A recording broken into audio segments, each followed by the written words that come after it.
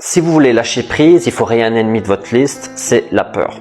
Après, c'est bien de savoir que la peur, c'est une émotion naturelle, parce qu'elle nous sert à nous protéger, à fuir, à être en alerte quand il y a un danger, donc ce n'est pas une émotion à bannir. Il faut juste la comprendre et la différencier de l'angoisse, car l'angoisse, c'est juste une anticipation négative du futur, rien d'autre.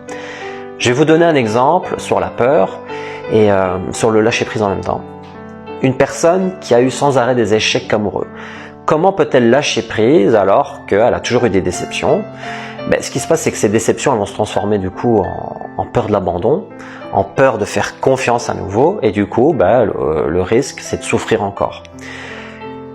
Ce qui se passe, il faut comprendre absolument ça, c'est pour lâcher prise, c'est que même sans s'investir, on risque de se faire quitter. On a beau se prendre la tête, on a beau se faire toutes les peurs du monde, il y a toujours un risque de se faire quitter. Juste le fait déjà de comprendre ça, c'est lâcher prise, c'est déjà une étape importante.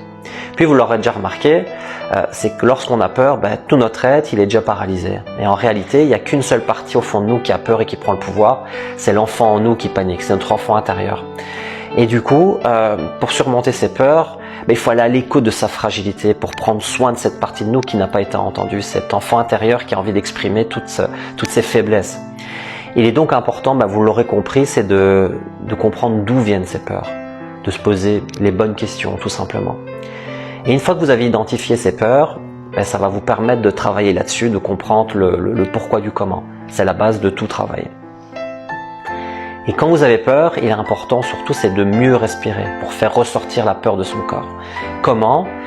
En fait, imaginez que la respiration elle s'effectue progressivement au niveau des pieds, puis qu'elle va aller jusqu'à votre ventre et enfin du torse. La peur, c'est comme l'exhalation, mais sans la respiration. Et donc, le fait de bien respirer, on va donc atténuer les sensations et les sentiments qui nous font perdre le contrôle. Rappelez-vous toujours que derrière chaque peur, il y a un désir et un besoin. Plutôt que de prendre la peur comme un élément isolé, il faut se souvenir qu'elle est rattachée à des parties en soi. Elle est reliée à des besoins particuliers. Et donc beaucoup de gens en fait s'arrêtent à leurs symptômes sans les nommer. Pour avancer, il faut surtout mettre des mots sur nos peurs pour les comprendre. Dans le cas de la peur sentimentale, le désir, c'est d'être heureux avec quelqu'un, profiter des belles choses de la vie avec cette personne. Et le besoin, c'est d'être aimé, pouvoir parler, d'être soutenu par cette personne, avancer avec elle. Le problème, c'est que la peur, elle est bien souvent aussi couplée à la honte. Une partie de nous pense qu'on est ridicule d'avoir peur d'être rejeté par quelqu'un. Et cette peur peut parfois générer de la culpabilité et ça nous empêche de passer à l'action. Et du coup, on se sent fautif, tout notre corps subit cette pression que l'on se met tout seul. On a une tension intérieure qui va se créer, tous nos muscles vont nous faire mal, on est pris dans une dualité. Et du coup, on va être en lutte interne et du coup, ça va être totalement non vital pour nous, ça va bouffer notre énergie. Et on a le droit de faire des erreurs, c'est même conseillé. Il faut se planter pour germer. Et il faut redonner de la valeur à l'erreur, c'est nécessaire. Et c'est en se trompant surtout qu'on apprend.